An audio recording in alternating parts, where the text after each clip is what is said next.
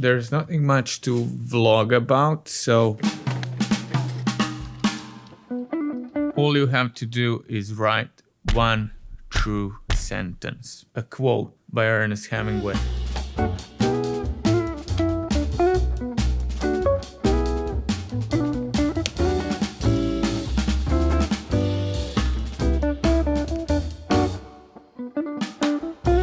I think we're good. I was perhaps 5 or 6 years old when I realized that I want to be a writer. Then I quickly figured out that I don't want to be just a writer. I want to become a storyteller. Writing is just a tool for telling stories, and it's a very important tool. Stories themselves can be told in many different ways. Some people use their voice, some people use their written words, some people paint, some people take photos, some people make sculptures. And there are countless other ways for telling stories, and there's nothing right or wrong about using any of the tools for telling stories.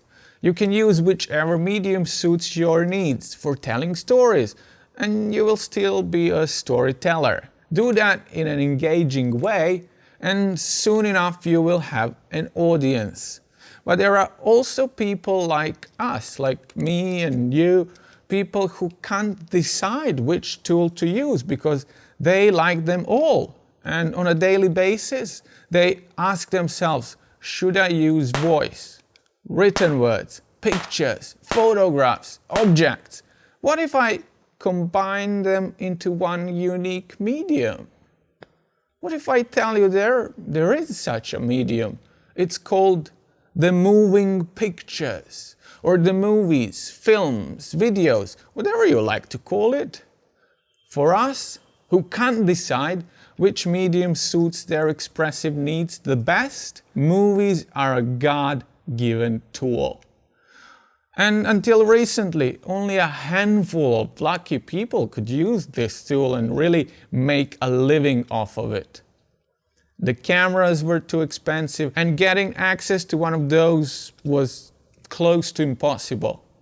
When I was a kid, my 2 cousins and I used to chew on some mint bubble gums, and each piece of the bubble gum was wrapped into a piece of paper. And when you unwrap it, apart from getting the gum, you would get a collectible picture of a celebrity, usually a movie or a music star.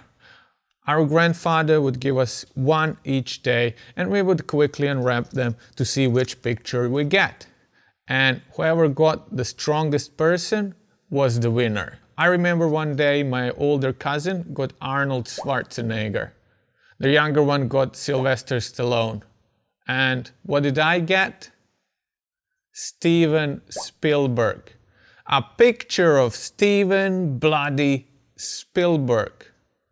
They thought it was hilarious because they got 2 muscular dudes who could beat the shit out of my tiny bearded dude with glasses and a baseball cap. They had no clue who that man was, but I knew who he was. I knew very well that he's the man behind E.T. and Jurassic Park and Jaws. All these amazing movies came out of his head, not this, but his head.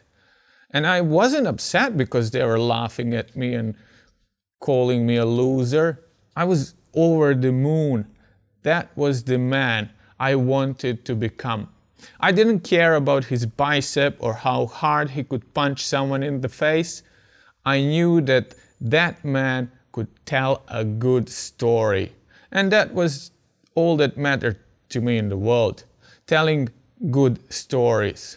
If there was a single picture I wanted to get from these bubble gums, it was Steven Spielberg's. Man, I was happy that day.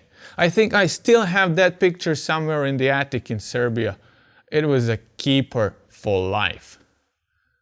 Unfortunately, getting into a film school and especially getting somewhere even close to Hollywood was not possible even in my craziest dreams.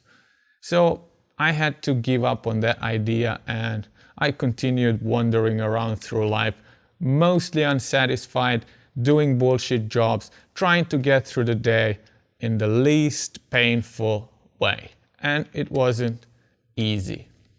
I was lost and hopeless until something amazing happened.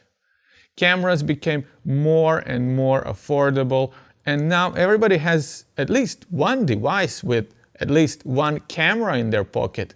And then there was YouTube. And in my case, there was this woman who encouraged me to invest in gear and start making movies. And luckily for me, that woman happens to be married to me. So that's a lucky case. And she encouraged me to make movies, the movies I want to make, not Steven Spielberg, not some Hollywood producer, not anyone else. The movies I and only I want to make and can make. We live in amazing times. Having all these tools available, we can do whatever we want, whenever we want. And if we put enough effort, we can make our childhood dreams come true. As Casey Neistat famously said, YouTube isn't Hollywood. I'm not Stanley Kubrick. You can't succeed here if you're uploading once a month. But that's the whole point. I am who I am. And I have these tools which I can use, and I'm going to use them the best way I can to tell good stories, stories that matter to me, and hopefully to other people as well, to you. And these movies are not Oscar-winning material, but they are my movies. And you can have your movies, only if you wish. So go out and get them.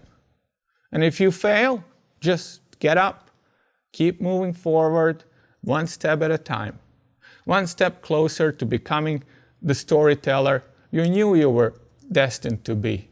Just one step at a time. And all you have to do is write one true sentence. I wish to end this movie with the entire paragraph from Hemingway's Movable Feast. I would stand and look over the roofs of Paris and think, do not worry, you have always written before and you will write now. All you have to do is write one true sentence. Write the truest sentence that you know. So finally, I would write one true sentence and go on from there. It was easy then, because there was always one true sentence that I knew or had seen or had heard someone say. I think I'll make one more take. The beginning was not so good.